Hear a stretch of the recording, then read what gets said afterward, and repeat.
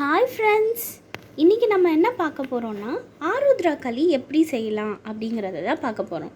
அதுக்கு தேவையான பொருட்கள் பச்சரிசி, வெல்லம், பாசிப்பருப்பு, தாளிக்கு தேவையானது முந்திரி, திராட்சை, கடைசியாக தேங்காய் பூ. இதை நம்ம தேங்காய் பூவை துருவி எடுத்துக்க போகிறோம். அளவு ரொம்ப முக்கியம். ஆருத்ரா களியில் நம்ம பச்சரிசி எவ்வளோ எடுத்துக்கிறோமோ அது 1 மடங்குனா வெல்லம் அதோட 2 மடங்கு இருக்கணும். நான் பச்சரிசி இது ஆழாக்குன்னு சொல்லுவாங்க, இது 100 கிராமோடது. நான் அந்த 100 கிராம் ரா ரைஸுக்கு 200 கிராம் வெல்லம் எடுத்துருக்கேன். பாசிப்பருப்பு ஒரு 2 ஸ்பூன்ஸ் இருந்தால் போதும். ஓகேவா? ஃபஸ்ட்டு இது எல்லாத்தையும் நம்ம ஒரு அடிகனமான பாத்திரத்தில் ஆட் பண்ணி நல்லா பொரியரிசி மாதிரி வறுத்துக்க போகிறோம். ஓரளவுக்கு பேன் நல்லா ஹீட் ஆனதும் அரிசி பொரிய ஆரம்பிக்கும். அப்போ நம்ம என்ன பண்ணிடணும்னா லோ ஃப்ளேமில் வச்சுக்கணும்.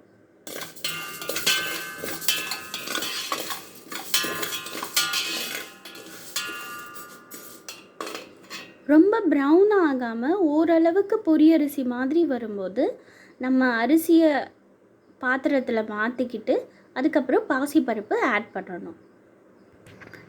இப்போ நம்ம அரிசியை வேறு பரப்பளவாக தட்டில் மாற்றிட்டு இப்போ நம்ம பாசிப்பருப்பு ஆட் பண்ணுறோம். பரவலாக வச்சிட்டோன்னா அது ஆறுறதுக்கு நல்ல இதமாக இருக்கும். பாசிப்பருப்பும் நமக்கு நல்லா ப்ரௌனாக வந்துருச்சு. இப்போ இதையும் எடுத்து நம்ம ஆற வச்சிடலாம். தண்ணி அளவு ரொம்ப முக்கியம். எந்த ஆழாக்கில் நம்ம அளந்தோமோ அதில் 3 ஆழாக்கு தண்ணி நம்ம ஆட் பண்ணணும்.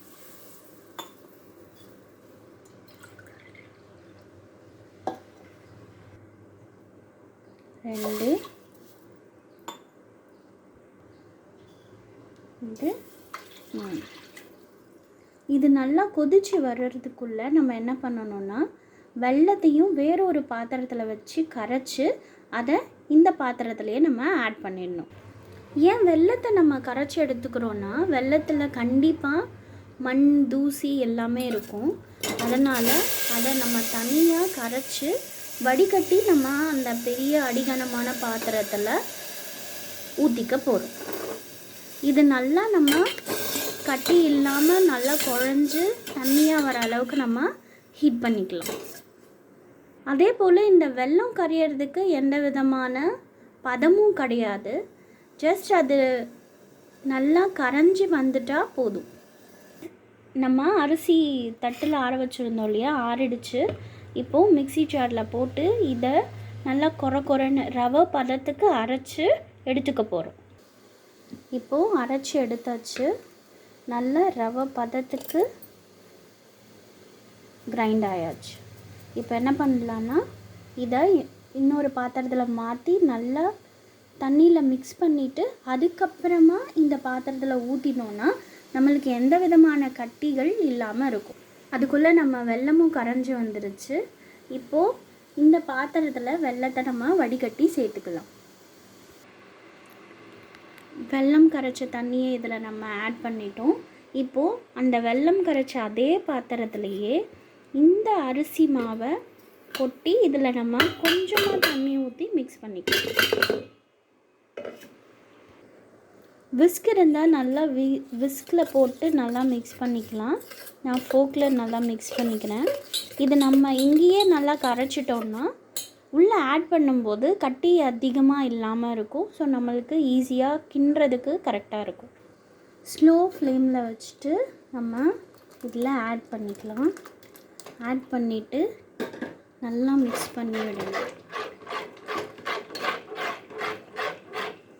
இது தண்ணியெல்லாம் வற்றி உங்களுக்கு அந்த அரிசியெல்லாம் வெந்து வரும்போது நல்ல ஒரு டெக்ஸ்சர் கொடுக்கும். ரொம்ப குழன்னு இருக்காது, கேசரி மாதிரியும் இருக்காது. இது உங்களுக்கு பார்க்கவே ரொம்ப அப்படைட்டாக இருக்கும். நம்ம பிஃபோராக கரைச்சி சேர்த்ததுனால பாருங்கள், இதில் எந்த விதமான கட்டி முட்டிகளுமே இல்லை. ரொம்ப ஸ்மூத்தாக இருக்குது. இது வெந்து வந்துச்சுன்னா நம்ம ஆருத்ரா களி ரெடி.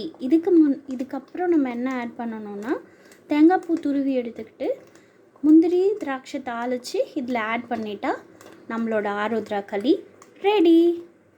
ஒரே ஒரு ஏலக்காவை தட்டி சேர்த்துட்டேன். ஆருத்ரா தரிசனம்னு சொல்லுவாங்க. இது எந்த மாதத்தில் கொண்டாடப்படுதுன்னா, மார்கழி மாதத்தில் வர பௌர்ணமி அன்னைக்கு ஆருத்ரா தரிசனம் அப்படின்னு சொல்லுவாங்க. சிவன் நடனமாடுற காட்சியில் நம்மளுக்கு அருள் புரிவார். இதே கார்த்தி மாதத்தில் வர பௌர்ணமி அன்னைக்கு தான் நம்ம அன்னாபிஷேகம் நம்ம சிவனுக்கு நடக்கும். அதை நம்ம கொண்டாடுவோம். பிகினர்ஸ் ட்ரை பண்ணணுன்னா கண்டிப்பாக நான்ஸ்டிக் பேன் நீங்கள் எடுத்துக்கலாம். ஏன்னா அது ரொம்ப உங்களுக்கு யூஸ்ஃபுல்லாக இருக்கும். அடிகனமான பாத்திரத்துலேயும் உங்களுக்கு அடிப்பிடிக்க இருக்கலாம். அதனால் நான்ஸ்டிக் தவா எடுத்துக்கிட்டிங்கன்னா நீங்கள் ஈஸியாக செய்யலாம். இந்த ஆருத்ரா களிக்கு கேசரி மாதிரியோ இல்லை அல்வா மாதிரியோ நிறைய நெய் தேவைப்படாது. ஜஸ்ட் முந்திரி பருப்பு திராட்சையை நம்ம வறுத்தெடுத்துக்கிற அளவுக்கு நெய் இருந்தால் போதுமானது. இந்த சமயத்தில் நம்ம என்ன ஆட் பண்ணலான்னா, வறுத்து வச்ச முந்திரி, திராட்சை, தேங்காய் பூ ஆப்ஷனல். தேங்காய் பூ பிடிச்சவங்க ஆட் பண்ணிக்கலாம், இல்லை வேணாங்கிறவங்க ஜஸ்ட் இதை மட்டும் டாப்பிங் போட்டு மிக்ஸ் பண்ணி நம்ம இறக்கிக்கலாம்.